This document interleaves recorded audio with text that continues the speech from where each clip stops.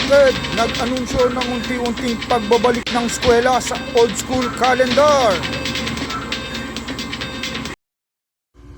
Magandang umaga, ako si Ayesha Sam Castro, nag-uulat para sa Balitang Eskwela. Naaga ng Department of Education ang pagtatapos ng klase sa mga pampublikong paaralan para sa school year 2023-2024. Gusto nila na maibalik ang pasukan sa Hunyo 2027. Base po sa Department Order No. 3 ng DepEd, matatapos ang kasalukuyang pasukan sa Mayo 31. Kaya ang bakasyon ay mapapaaga na din.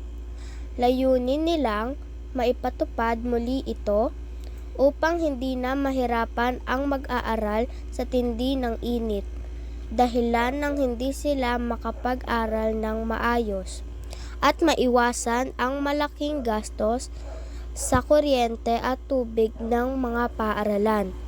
Ang mga pribadong paaralan ay may layang magtakda ng kanilang school calendar o sundin ang tinakda ng DepEd.